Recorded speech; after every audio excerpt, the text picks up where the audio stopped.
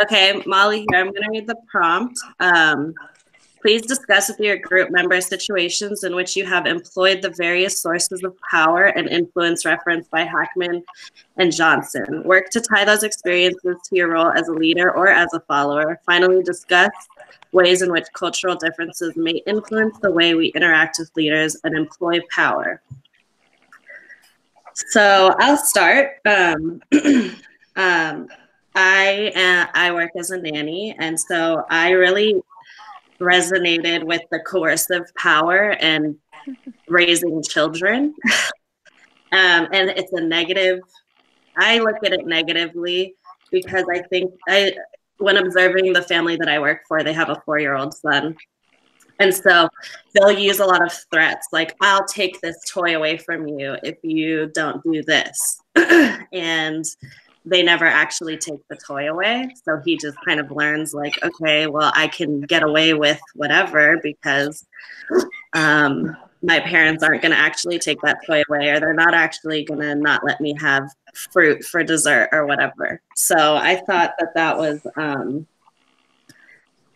kind of interesting to me in terms of raising children and how it's a power, a type of power that you don't want to adopt when you're raising children. Definitely.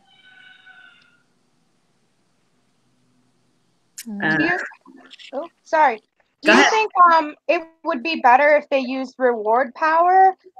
Because, like, in my experiences at Starbucks, I heard at all the other stores that they got these pizza parties if they hit a goal.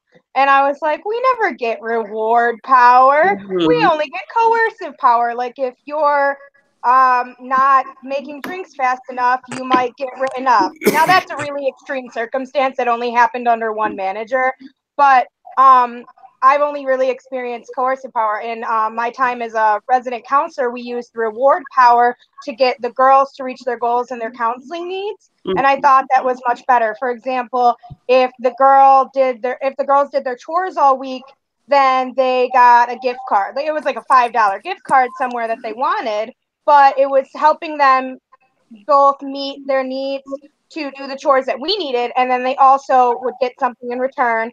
And I mean, everyone was benefiting from it. So. Right. I actually, when I took the test, the personal test, I got the highest score on the reward power. I got 4.5. And I completely agree with you. And I think that that could be applied to so many different areas of life. Especially when you're applying to a job, or at least when I'm applying to a job, I'm always looking at the benefits of that job. You know, that's such a big thing for me. Do I get paid time off? Do I get sick time? Do I get healthcare benefits? And I think that really motivates people to want to succeed or to be a part of a certain company. And I'll stop talking because I've been talking a lot already. No, you're good. That's true, though. Mm-hmm. Yeah, I think the power that I resonate with also is reward power because, for the same reasons as you, I feel like when, in any part of life, when you're offered a reward, you have more, you have more of a reason to kind of fight for it, kind of go for it. Basically, if an employer gives out bonuses, I feel like that person's going to work harder, or if you have the benefits like you suggested, more people are going to want to work for that company, So, I mean, I definitely resonate with reward power, I think, over all the others. I mean, I think all of them are good for certain points in life. Like expert power, I mean, that's somebody that's like a doctor or something. I would listen to a doctor over somebody, who doesn't know what they're talking about. Yeah. So I think in that case, certain powers belong to certain people in certain aspects. But yeah. So I chose reward power as well. I work as a sales analyst. So a lot of times when I'm completing a project, I have to kind of go to either our accounting department or credit department to get up-to-date numbers for whatever I'm working on. And I know that I'm taking away from their whatever they're doing in their middle of their day. And so I'm lucky enough to where I actually work in marketing as well. So I've got an office full of shirts and hoodies and hats. And so I always try to reward them a little bit and like, oh, here's a hat, here's a hoodie. I appreciate your time. And I know that was a pain, but, here's this. And, whether it means anything to them or not, I think that a reward is a reward. And, it kind of, the next time I go ask them for something, they're a little bit more willing to help. So. For sure. And it's like the fact that you're willing to offer something up, Right. Like even like, maybe a little bit more than a cookie, but like if you offer, like the fact that you're offering up something in appreciation, like the symbolic value of that means a lot. And so like, let's say like the Beyonce tickets, like that's crazy. And like, oh my goodness, but like, it's also a hat. And like the fact that you were willing to take the time and recognize that person, I think that helps. I think that also is like, taking the time to do that and taking the time to sometimes like empower people, which creates all the other stuff, is I think that ends up being more important than sometimes, like, let's say you do have a coercive leader who ends up not like anything extreme, but does do some coercion. If they kind of follow up with some gift giving or some recognition or saying, hey, sorry that last week was rough, but we made this extremely stressful deadline, it kind of helps a little bit. Granted, coercive power is not the ideal one. We want to avoid that one. But like even doing something small, like tokens of thank yous, end up changing that leader-follower dynamic. Yeah.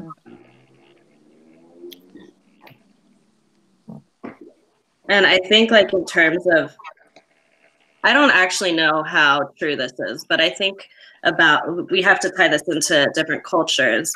And I don't really think that the United States adopts this reward culture in terms of, if you think of the job market, and there's not in Europe and in other developed countries, they have like paid sick leave and or paid time off, and they have maternity leave, really great healthcare benefits. And here we don't have that. It's kind of just like it is almost shocking if you go to a job and they offer you 2 weeks paid time off a year, like that is a rarity.